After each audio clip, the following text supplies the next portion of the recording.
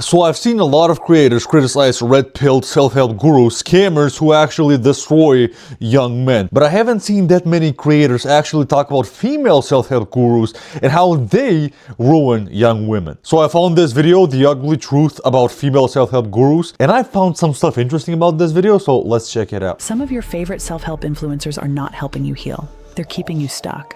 They talk about growth, but sell fear. They talk about self-worth, but package it as luxury and ego.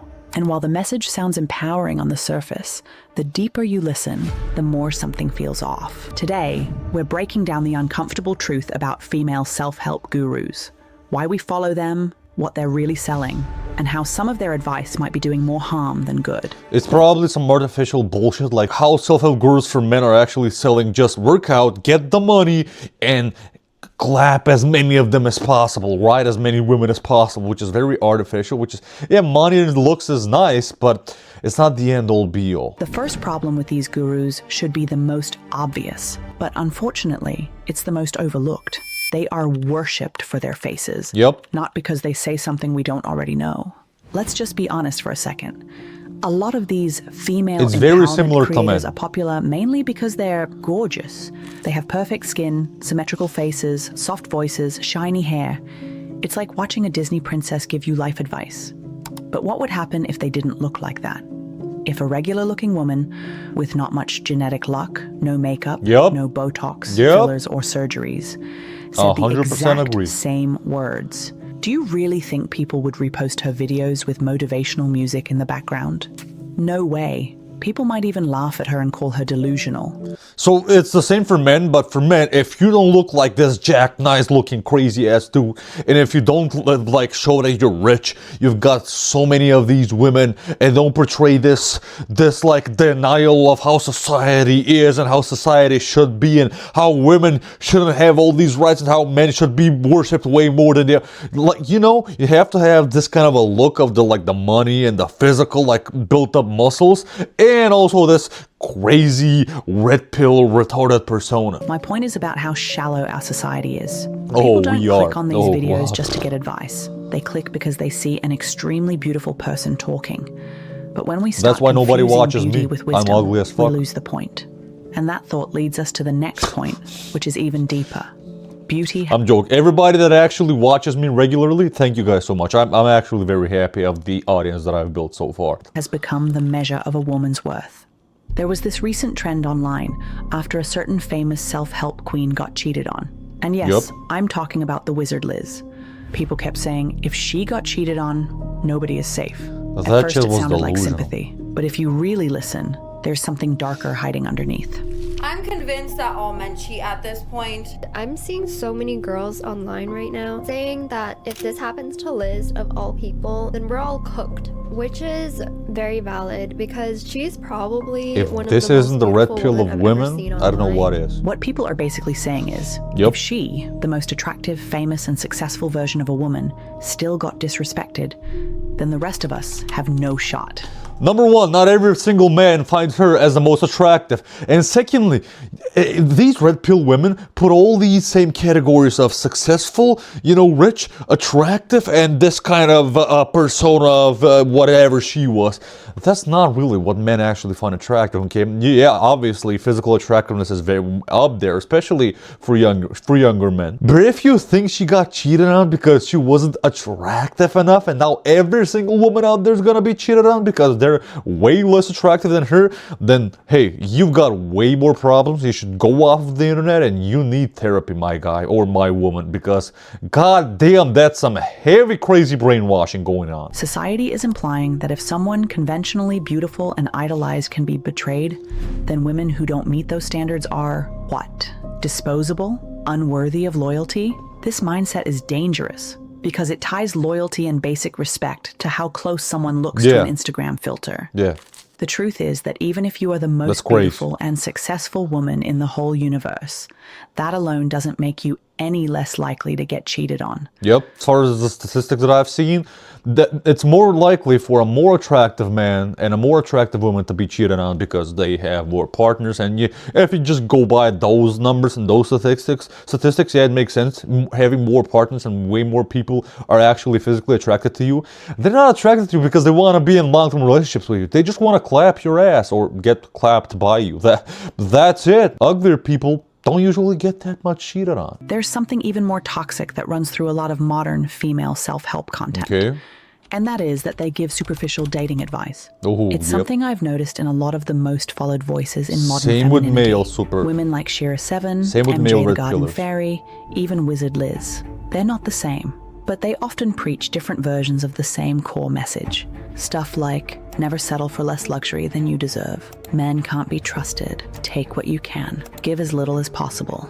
I personally could never trust a man. I've never trusted a man. It's ever. same for red pill I've never men's met a content. man I'm who was seeing not driven by everything his unfold. lust. If I am going to enter some kind of relationship with a man, I have to be getting some kind of collateral. I use men for what they're good for. And what they're Just good for purely depends on the transactional, that's it. man. Get the man with resources and learn to love him. if you Learn to must love have them. one. A lot of this is No, you love a person, you actually fall in love through experience and, spending time together and so on. And then you fight together to create a better life for both of yourselves, you fucking idiots. It's not I get it if you see it in some ways, it's transactional, yeah, sure, fine. But it's more like, I'm doing this because I love this person. I'm not doing this because I'm expecting something in return. Yeah, obviously everybody is expecting love to be returned, obviously, right? But you know what I mean. empowerment. It's fear, dressed up as self-protection. It's ego, disguised as self-worth. Yep. If you really listen, you can hear where they're coming from. Pain, betrayal, disappointment. Brainwashing. And that's human. But It's again, more like we said brainwash. earlier, people speak through their wounds. And that's why they often end up generalizing their experiences. But anyway, get him obsessed to give you money. He can't be a broke dusty. That's number one. You got to have some real money. Yep. You got to actually be the target. I've heard Then this so many times. To Yep. go over what I said earlier in the video, you got to be about your money. Yep, That means yep. you got to.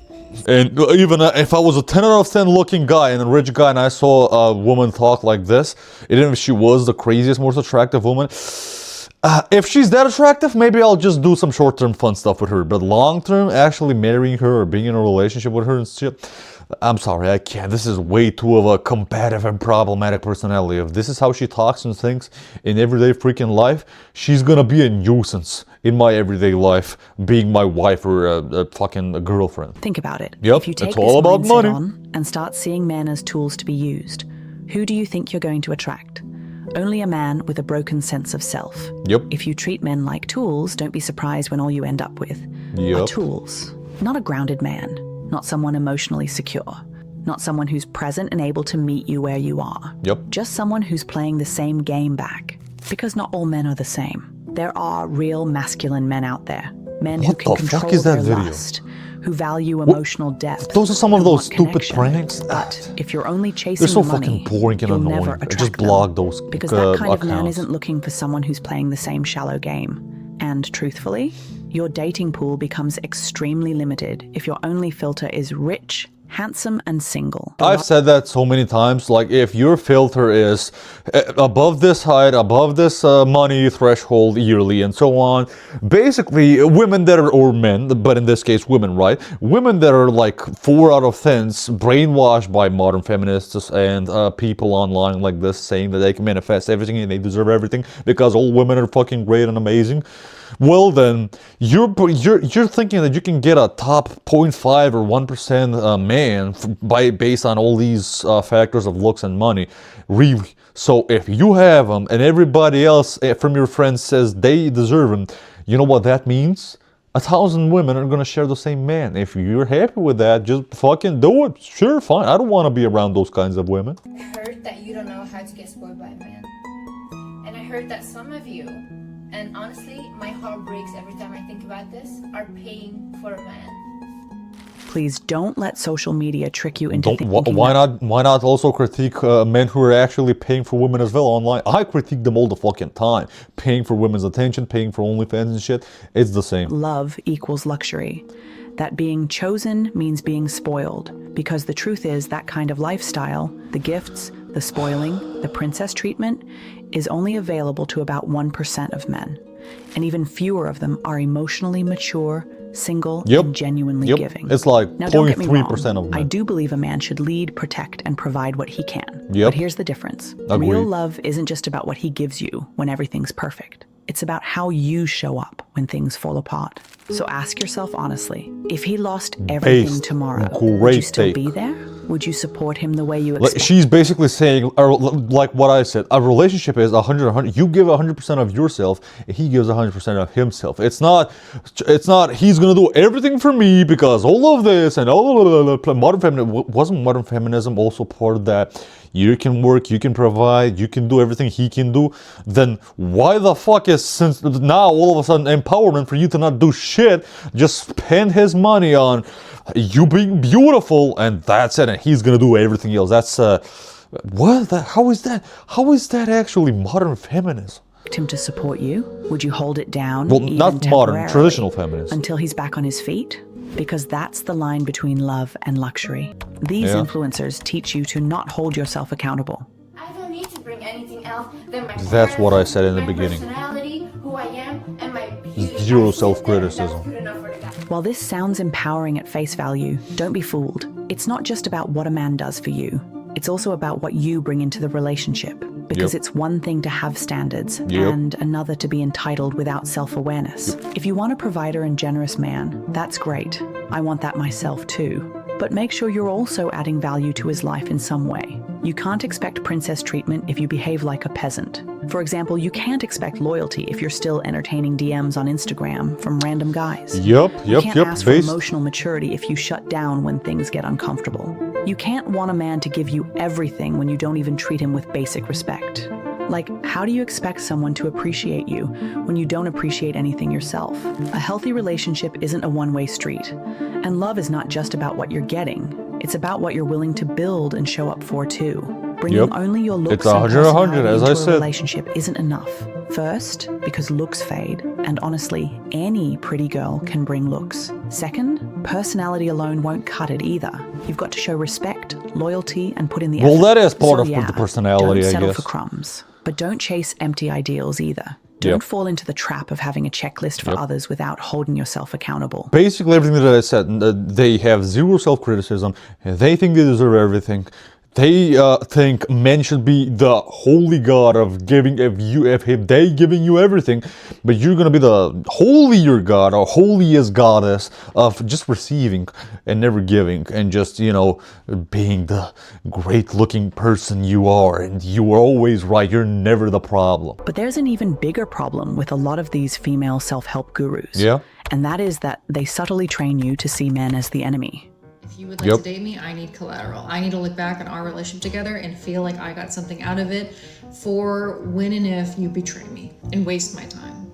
And that is what I preach to you guys. So when people are like, oh, MJ, why is she giving relationship advice? She's not in a relationship. I don't want to be in a relationship. I sleep like a baby at night because I don't worry about some man running around and cheating on me. A lot of this content comes from pain, from real women who've been betrayed, used, or deeply disappointed. That experience is valid, and I've been hurt a lot of times myself too.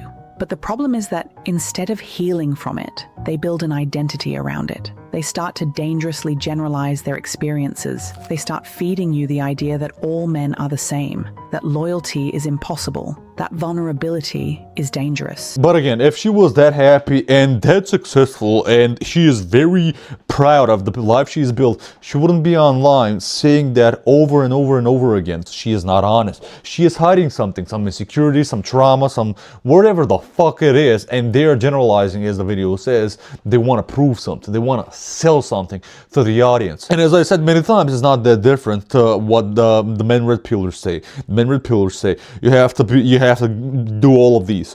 The money and the fucking looks, right? And the woman has to do whatever you say. The woman has to have no rights. The woman has no voting, no job.